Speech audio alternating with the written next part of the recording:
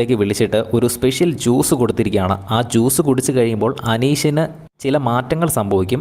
ആ മാറ്റങ്ങൾ എന്താണെന്ന് അനീഷിന് മനസ്സിലാകത്തില്ല. പക്ഷേ അവിടെ ബാക്കിയുള്ള എല്ലാ മത്സരാർത്ഥികൾക്കും തന്നെ അറിയാം. അത് ബിഗ് ബോസ് ആണ് അവിടെ ബാക്കിയുള്ള എല്ലാ മത്സരാർത്ഥികളും പറയുന്നത്. പക്ഷേ അനീഷിനോട് പറയുന്നില്ല. അനീഷ് ആ കൺഫെഷൻ റൂമിലിരുന്ന് ആ ജ്യൂസ് കുടിക്കുന്നു.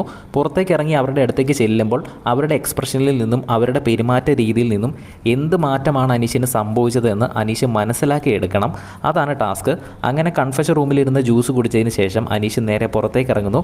അവിടെയുള്ള മത്സരാർത്ഥികൾ എല്ലാവരും തന്നെ അനീഷിന് കൈ കൊടുക്കുന്നു, തൊഴുത് കാണിക്കുന്നു, അനീഷിൻ്റെ അടുത്ത് വന്ന് സെൽഫി എടുക്കുന്നു. അപ്പോൾ അനീഷിന് ഏകദേശം ഒരു കാര്യം മനസ്സിലായി, എന്തോ ഒരു വലിയ ആളാണ്, താനൊരു VIP ആണെന്ന് മനസ്സിലായി. പക്ഷേ ബിഗ് ബോസ് അവരോട് പറഞ്ഞിരുന്നത് ഒരു സൂപ്പർ സ്റ്റാറാണ്, ഒരു സൂപ്പർ സ്റ്റാറിനെ പോലെ വേണം അനീഷിനെ ട്രീറ്റ് ചെയ്യാൻ.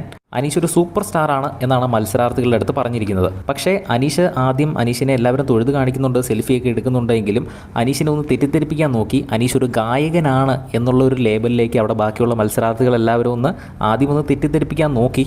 അനീഷ് പാട്ട് പാടുമോ, ഞങ്ങൾക്കായിട്ടൊരു പാട്ട് പാടിത്തരാമോ എന്നൊക്കെ അനുമോൾ ചോദിക്കുന്നുണ്ടായിരുന്നു. അപ്പോൾ അനീഷിനും ഏകദേശം മനസ്സിലായി ഒരു ഗായകനാണ് എന്ന് മനസ്സിലായിരുന്നു. പക്ഷേ പിന്നീട് ആര്യൻ അഭിനയിക്കാനൊക്കെ ഇപ്പോൾ പോകാറുണ്ടോ എന്നുള്ള രീതിയിലൊരു ചോദ്യം ചോദിച്ചപ്പോൾ അഭിനയ മേഖലയിൽ മുൻപന്തിയിൽ നിൽക്കുന്ന ഒരാളാണോ എന്നൊരു സംശയവും അനീഷിനുണ്ടായിരുന്നു.